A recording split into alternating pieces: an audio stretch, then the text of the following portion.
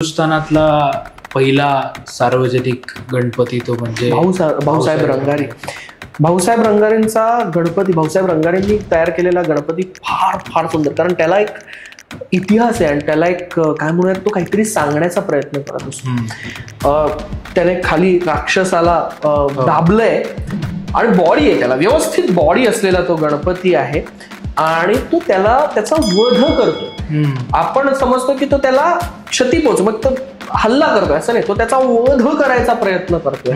हा ज्या वेळेस हे तयार झाले आहेत गणपती, मग तो कोणाजी तरुण मित्रमंडळाला असेल, राजाराम मित्रमंडळाला असेल आणि तरवडेंचा गणपती असेल. तरवडेंचा गणपती तर आणखीन भारी. तरवडेंचा गणपतीला 3 राक्षस आहेत. आणि तिघांचाही तो एकाला तर असा मारतोय, बाकीच्यांना असा तो याने मारतोय, त्रिशूळाने आणि याने मारतोय, असा तो गणपती आहे. कधीतरी सगळे मी तर म्हणतो की अष्टविनायक कसं करतो तसं फक्त भाऊसाहेब रंगारींनी बनवलेल्या तयार केलेल्या गणपतींची परिक्रमा म्हणजे दर्शन घ्यायला जा.